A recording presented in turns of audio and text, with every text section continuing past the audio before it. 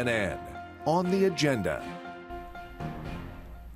Last Tuesday's political primaries capped a year-long redistricting battle. The primaries were held at the end of May instead of early March as originally scheduled. YNN's Harvey Kronberg sorts out the takeaways from the Republican contests. Well, we finally held our long-delayed political primaries last week.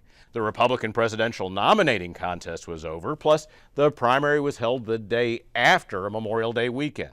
Still, a more than respectable 1.45 million Republican voters turned out, about 100,000 more than the last presidential primary 4 years ago. The biggest loser from the delayed primary was Lieutenant Governor David Dewhurst. Were the election held in early March when originally scheduled, he would have likely overwhelmed his opponents and won without a runoff. Instead, he suffered just enough erosion and negative ads to force him into a July runoff. Even full-throated endorsements from Governor Perry could not get him past the 50% mark.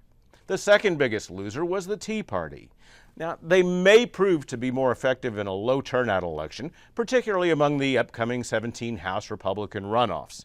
But their top-of-the-ticket candidate, Ted Cruz, scored only about 30%. They had no measurable impact in congressional races. Their assault on House Republicans aligned with Speaker Joe Straus fizzled.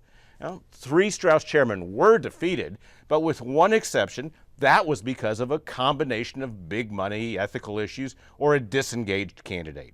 In other words, the same local issues that drive elections continue to drive elections. Remember, the biggest Tea Party success was in harnessing the anti-Obama backlash in the last election in order to decimate Texas Democrats. They've been less effective in purging the Republican Party.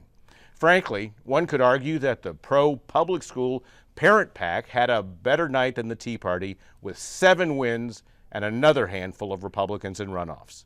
The legislature will still be very conservative, but there may well be more nuanced support for schools in the Republican caucuses.